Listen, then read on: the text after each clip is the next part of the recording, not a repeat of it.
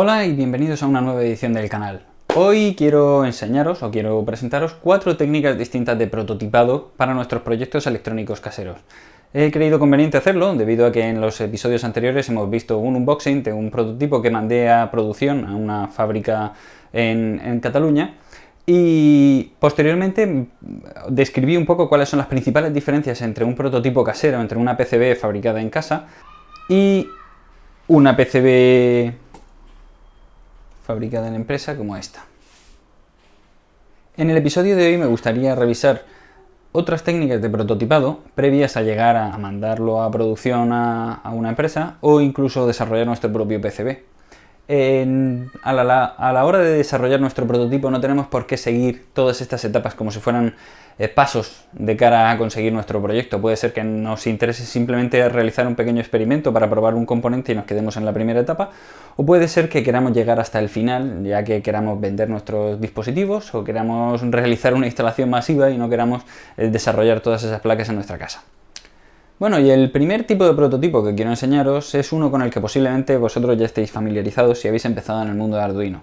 Es el breadboard. Estas son las típicas placas que te venden en los kits de iniciación de Arduino, que vienen con un conjunto de cables, que los llaman jump wires en inglés, y estas plaquitas que a mí siempre me han recordado al monolito este de Odisea 2001 en el espacio, solo que en blanco y lleno de agujeros, pero son como una tableta de plástico blanca, las hay de distintas formas y tamaños. En esencia, no hay mayor diferencia que el tamaño entre unas y otras. Básicamente, lo que todas tienen son una serie de filas y columnas a lo largo de la longitud de la placa que están interconectadas. De manera que si nosotros pinchamos un cable en cualquiera de estos agujeros, estarán conectados entre sí. Están todos ellos conectados entre sí. De igual manera sucede entre las filas. Voy a hacer un dibujo un momento que va a ser más explicativo. Bueno, como os decía, una breadboard se parecería a esto. Hay algunos modelos de breadboard que no tienen estas columnas en los laterales, pero la mayoría de ellos sí que las tienen, o a lo mejor solamente tienen una. En cualquier caso, el principio básico en todas las breadboard es que estas columnas están todas totalmente conectadas. Como mucho hay algunas que tendrían una separación, de manera que tendríamos a partir de esta fila, digamos, tendríamos separada esta columna de esta de aquí abajo y tendríamos que hacer una conexión de una a otra. Posteriormente tenemos las filas que están, a su vez, todos estos contactos están conectados, pero no están conectados al lado homólogo en la derecha. Esto está diseñado de esta forma porque normalmente en estas patillas de aquí, en estas canaletas, se conectarían los 5 voltios y tierra, que son los raíles de alimentación. Igual en este lado. Mientras que en esta zona de aquí, en la zona central de la breadboard, iremos conectando nuestros dispositivos. Están especialmente diseñadas para conectar dispositivos DIP, para conectar integrados DIP, que son los típicos circuitos integrados que tienen dos filas de patillas, como este de aquí, paralelas, con una separación constante o estándar. Hay algunos que son un poco más anchos que también se podrían conectar en este tipo de placas. Entonces, una vez que nosotros conectamos aquí nuestro pequeño integrado, pinchamos sus patillas y el resto de contactos dentro de esa misma fila están conectados a esa patilla, de manera que nosotros podríamos pinchar aquí un jumper wire, uno de estos cables, y conectarlo, por ejemplo, a 5 voltios. Este otro, imaginando que fuera tierra, lo conectaríamos de aquí a tierra. Imaginando que además necesitásemos conectar esta patilla, por ejemplo, a esta otra, pues podríamos conectar un jump wire de aquí a aquí. Y esta además también la tendríamos que conectar, por ejemplo, a esta otra. Y de aquí a una resistencia que podríamos tener aquí. Y de aquí, pues a esta otra. Este es el principio de funcionamiento de las breadboard. ¿Qué tipo de problemas podemos encontrar en estas placas, en el prototipado en la breadboard? Bueno, el primero es bastante evidente. Aunque se puede escalar, se puede hacer más grande nuestro prototipo simplemente añadiendo más breadboard una al lado de la otra y realizando conexiones de unas a otras, parece evidente que llegado un momento cuando tenemos demasiados componentes puestos en nuestro breadboard, se convierte en un lío. Hay demasiados cables de un lado a otro y trabajar resulta bastante complicado. Por otro lado, es muy fácil desconectar inadvertidamente uno de los cables y las conexiones de los cables dentro de estos zócalos, de estos sockets, no es muy buena.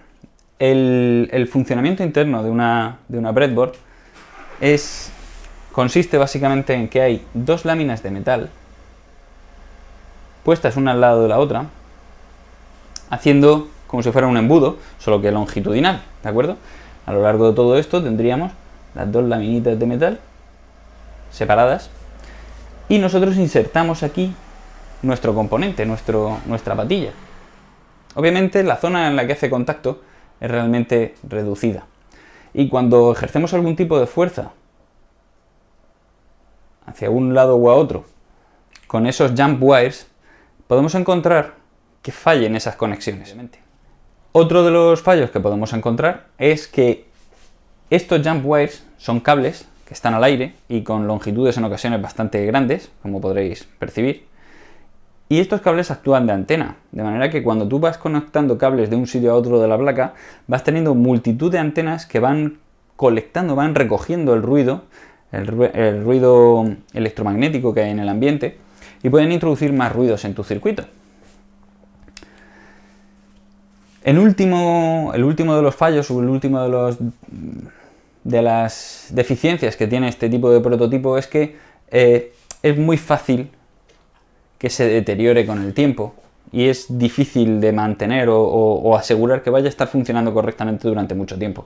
De manera que si nosotros pretendiésemos utilizar esto en una instalación final, no sería lo más adecuado. Está muy bien, sin embargo, para hacer un prototipado rápido, para conectar ahí un integrado, probarlo, ver cómo funciona y jugar un poco. Es precisamente por eso que es tan adecuada para comenzar en el mundo de Arduino. Wire wrapping, no he encontrado la forma de traducir esto al castellano, posiblemente la haya y simplemente no lo he encontrado. Traducir al castellano sería algo así como enrollar hilo o enrollar cable. Tengo aquí un prototipo para mostraros, este de aquí. Como veis, a diferencia del anterior, de hecho no se parecen prácticamente en nada, a diferencia del anterior, este no está montado ni sobre un PCB de fibra, ni sobre una breadboard. Esto está montado sobre un cartón flexible. Se podría haber utilizado prácticamente cualquier material. Podríamos haber utilizado un trozo de tela, una cartulina, un trozo de plástico, cualquier cosa. El secreto, bueno, lo importante de este prototipo es tener una superficie sobre la cual poder enganchar nuestros componentes, lo mismo que en un PCB o lo mismo que en la breadboard, y realizamos las conexiones por la zona de abajo, por la parte de abajo, donde veréis que hay multitud de cables azules que conectan las distintas patillas de los componentes. Esos cables no están soldados a las patillas, se han enrollado alrededor de la patilla. Vamos a volver a hacer otro dibujo. Bueno, eso sería una resistencia. Y nosotros querríamos conectar esta resistencia a otra patilla, a otro componente en el circuito.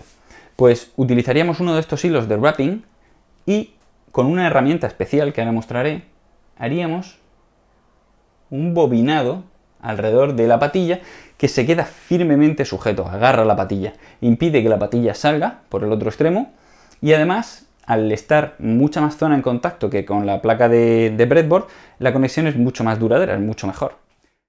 Bien, ¿qué desventajas tiene esta técnica, la técnica del wrapping? Pues la primera desventaja que podemos verle es quizá la más evidente. Es el hecho de que tenemos una madeja de hilos, de cables, que aunque podemos pegarlos con cola caliente o podemos hacer, en fin, podemos intentar dejarlos de una forma más sólida, es fácil tirar, que se enganche uno de ellos, tirar y que se desconecte. Por otro lado, la conexión es meramente por contacto, no hay soldadura, de manera que con el tiempo el óxido puede atacar esa patilla y el hilo de wrapping y empeorar la calidad de la conexión. Además, por dilatación térmica, por cualquier cosa, se podría terminar de soltar y hacer una falsa conexión, una mala conexión que nos daría problemas, errores en nuestra placa. Una fácil solución para esto es simplemente añadir una gotita de soldadura. Se le añade aquí su pegote de soldadura con el estaño y con el soldador y problema resuelto. Y la siguiente técnica de prototipado que vamos a revisar consiste en utilizar este tipo de placas. Nos vamos acercando, como veis, cada vez un poco más a finalmente tener un PCB. Este tipo de placas, sin embargo, nos ahorran bastante trabajo. Como veis, están preperforadas. El sustrato, el material de la placa, suele ser baquelita y viene en una de sus caras preparada con un material sobre el cual se puede soldar. Y el principio básico de funcionamiento es muy parecido al de la breadboard. Tú insertas los componentes, estos agujeritos están espaciados en un tamaño que es estándar en la industria, en el tema de la electrónica, que permite que prácticamente cualquier paquete DIP y las tiras de pines y la mayoría de las borneras se pueden insertar directamente sin hacer modificaciones, aunque hacer modificaciones es relativamente sencillo, simplemente con una Dremel. Insertas aquí, como digo, esos componentes y después los sueldas por el otro lado. Para realizar las pistas de un componente a otro, se puede o bien utilizando el soldador generar una pista de soldadura, o bien se puede utilizar hilo de wrapping de un sitio a otro, o bien haciendo el enrollado del wrapping o simplemente tirando cable de un sitio a otro y soldándolo con el soldador. Esta técnica está muy bien, de hecho os recomiendo tener algunas placas de estas, se pueden comprar en cualquier tienda de electrónica, también las venden en eBay bastante baratas. Y como veis, esta de aquí ya está recortada porque es muy fácil con unas tenacitas o con unas tijeras recortarla y hacer pequeños circuitos que son bastante más duraderos que los que vamos a tener en una breadboard. Si queréis hacer algo, un apaño temporal, una fuente de alimentación para un robot o alguna cosa que solamente vais a hacer una vez y que no se va a estar utilizando mucho tiempo, posiblemente esto, si el circuito es sencillo, esto sea el camino más fácil a seguir. Entre los problemas que podemos encontrar es que si intentamos complicarnos con este tipo de placas, pronto os daréis cuenta de que trazar las pistas de un sitio a otro es bastante complicado. Son muy gruesas porque tenemos que ceñirnos al tamaño del taladrado, del tamaño de los pads que quedan. O si queremos utilizar hilo de wrapping, también veremos que estamos limitados al grid, a la parrilla que nos genera esta matriz de taladros.